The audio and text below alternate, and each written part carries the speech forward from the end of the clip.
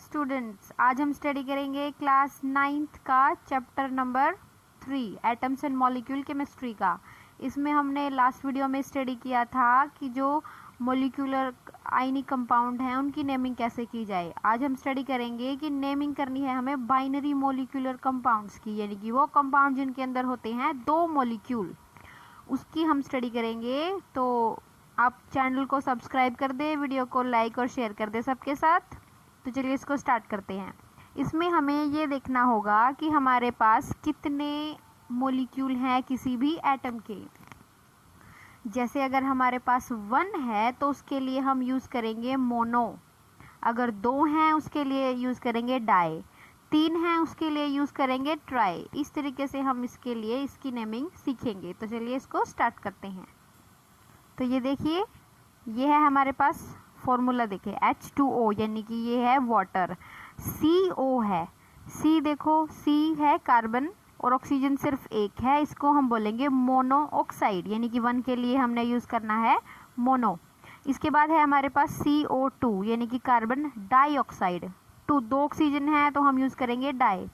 Nitrogen देखिए, nitrogen monoxide, आपने एक के लिए यूज़ करने हैं ये जो हम यूज़ कर रहे हैं मोनो, डाई, ट्राई, ये सारी चीज़ें। देखिए नाइट्रोजन, अब देखिए ये सारे एलिमेंट्स, कार्बन था, नाइट्रोजन था, ये सारे एक ही हैं तो हमने इनको सिर्फ एक ही लिखा। इसके बाद हमने स्टडी करना है ये 9N2O5 यानी कि 2 नाइट्रोजन है तो डाई नाइट्रोजन, ऑक्सीजन 5 है तो पेंटा ऑक्साइड लिखा जाएगा। इसी तरीके से हम इन सब की नेमिंग कर लेंगे, इसको अपने टेबल के रूप में अपने नोट्स में इंक्लूड करना है। इसके बाद है हमारे पास कुछ प्रीफिक्सेस लगाएंगे जो हम शब्द के आगे लगाते हैं। जैसे ऑक्साइड के आगे हमने लगाया मोनो, तो मोनो हो गया हमारा prefix.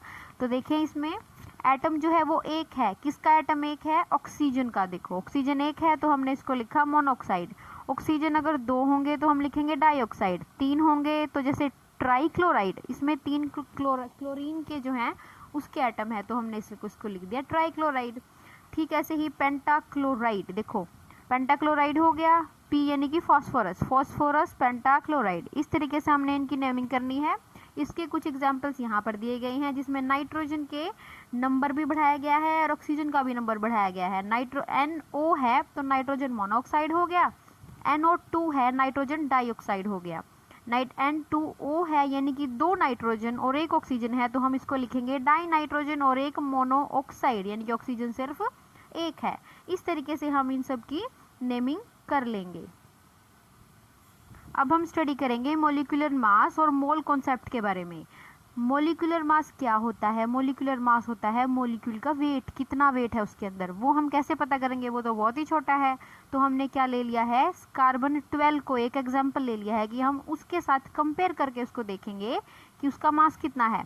The relative mass of its molecule as compared to the mass of an atom of carbon C12 taken as 12, यानी कि कार्बन 12 का हमने मास जो है उसको हमने 12 मान लिया है। उसके बाद हमने उसको उसके साथ डिवाइड कर दिया है। देखो ये रहा formula, molecular mass is equal to mass of molecule, यानी कि मॉलिक्यूल का mass upon 1/12 mass of carbon atom. तो इस तरीके से ये हो गया हमारा मॉलिक्यूलर मास का फॉर्मूला। हम इसको कार्बन 12 के साथ कंपेयर करके देखेंगे। इस तरीके से जो है हमें सारे के सारे कंपाउंड के फॉर्मूलाज मिल जाएंगे, उनका एटॉमिक मास भी हमें मिल जाएगा। तो चलिए 1-2 का हम जो है कैलकुलेट करके देखते हैं।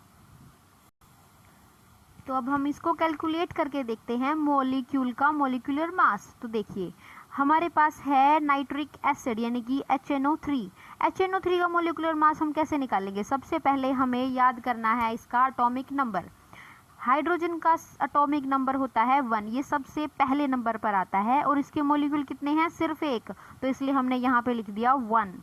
नाइट्रोजन हमारा 14th नंबर पे आता है, इसका एटॉमिक नंबर 14 है तो इसलिए हमने यहाँ लिख लिया 14।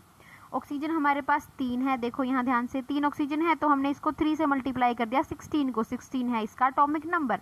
तो हम क्या करेंगे, इसको सॉल्व करेंगे तो हमारे पास मिल गया 63 यूनिट्स, ये हमने लिखा है यूनिट मास कहा जाता है इसको।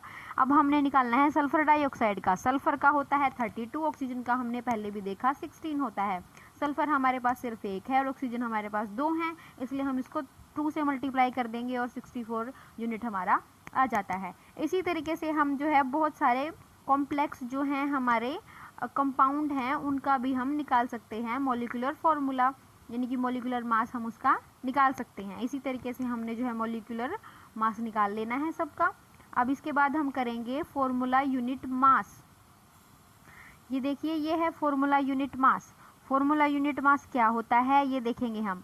Formula unit mass of a substance is the sum of atomic masses of all the atoms in a formula unit of the compound। ये देखिए फॉर्मूला यूनिट मास किसी भी सब्सटेंस का वो होता है सारे के सारे एटॉमिक मासेस का जोड़, जितने भी एटम उस फॉर्मूला में प्रेजेंट हैं।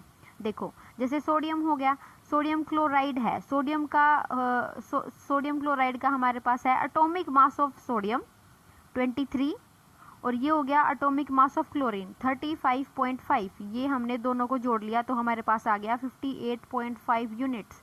ये हो गया हमारा इसका एटॉमिक मास। इस तरीके से यूनिट मास हम इसका निकाल लेते हैं। सिमिलरली हमने निकाल लेना है कैल्शियम क्लोराइड का।